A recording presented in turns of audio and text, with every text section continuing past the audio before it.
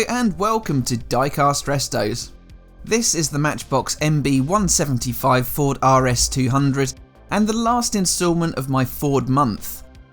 The casting was produced from 1987 until 1993, though it reappeared in 2000 all in orange in the Fanta series. This blue with white decals version of the casting was in production from 1989 to 1990, following on from the inverted colour version in a livery more reminiscent of the real rally car. Here's a picture I took of the RS200 in said livery at Race Retro in 2018. The RS200 was Ford's answer to the FIA's Group B regulations introduced in 1982 for entering into the World Rally Championship. It was purpose-built and featured a unique design. Its plastic fiberglass body was designed by coach builders Ghia and built by Reliant. For balanced weight distribution, the gearbox was placed at the front of the mid-engined vehicle, meaning power went to the front wheels first and was then relayed back to the rear in a complex setup. The chassis designers had a Formula 1 background, explaining the double wishbone suspension. However, less technical were the switchgear, rear lights, doors and windscreen. Ford Motorsport raided the parts bin and borrowed all or part of these components from the run-of-the-mill Sierra saloon car.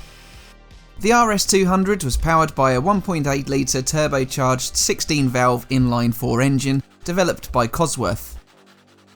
This produced between 350 and 450 horsepower during its lifespan in racing trim. In road-going spec, the 200 homologation cars produced 250 horsepower, though there were upgrade kits that boosted output to 300. This figure of 200 cars is represented in the vehicle's name, with RS referring to rally sport. The RS200 was the only Group B rally car that was strictly bespoke and designed for purpose, where competitors Audi, Peugeot and Lancia based their entries on existing production vehicles. It made its long-awaited debut in the 1986 World Rally Championship season.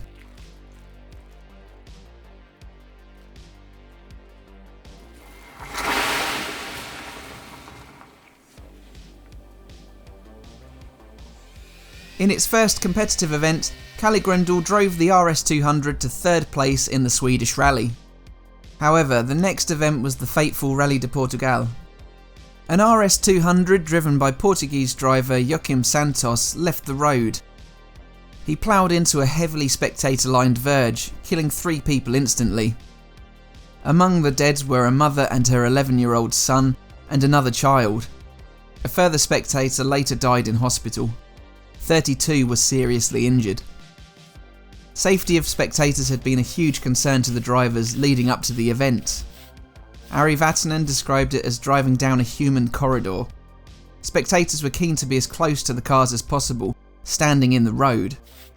He said it was an accident waiting to happen. Walter Rule, ever matter of fact, said he must think of them as trees, referring to the spectators.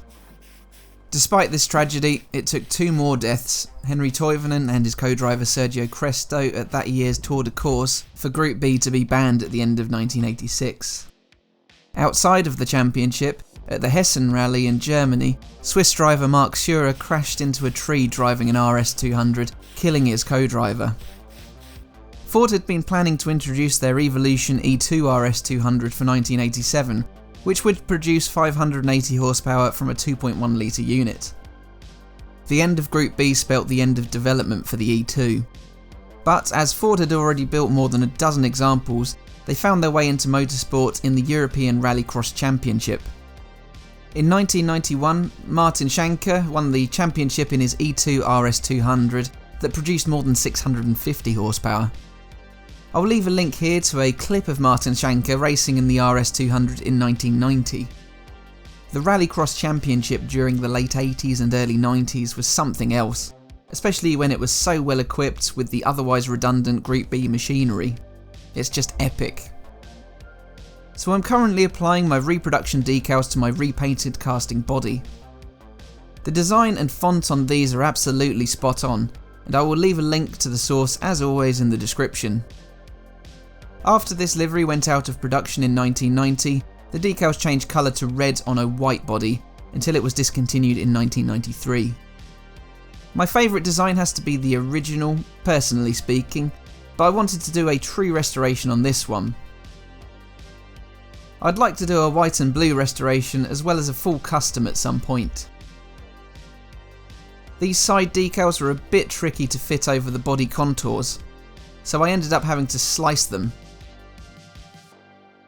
I'm a bit anxious when it comes to using white decals as they can appear very thin, but the quality of the finish on these eases my worries.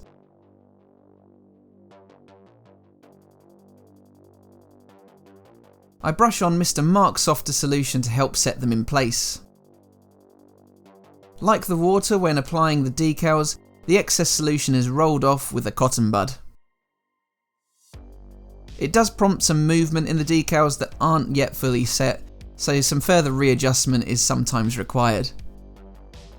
And then on this fine autumn evening, I apply a coat of clear over the top of the body. So here are the bits and pieces that make up the RS200 model. The window piece was looking tired and cloudy, but has washed and polished up well. The interior and engine plastics were rinsed in soapy water and were generally in good health.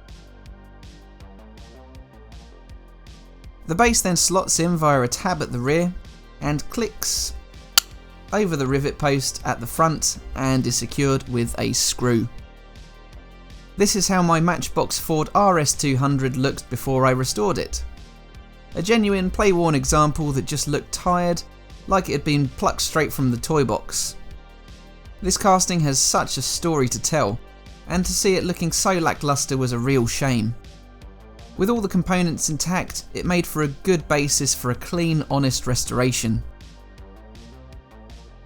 So here is how my restored RS200 now looks. I'm a big fan of this TS44 Brilliant Blue. These castings came in a variety of shades, including metallic, but this is so vibrant, I think it suits rather well. The decals don't quite look as good on the right side, unfortunately. For some reason, the left came out much better. The wheels were refreshed with Citadel gloss and Molotow chrome, and the plastics were cleaned and the windows polished. Again, I'm much happier with this side, but with the water slides, I've had a good success rate. I just think that you can't win them all. Anyway, if you've enjoyed the RS200 story and this restoration, please subscribe, leave a like and send me your comments. Thanks to my Patreon supporters for your contributions. You can join them in the end credits by following the links. But all that leaves me to say is thank you for watching, and I'll see you again for the next one. Bye for now.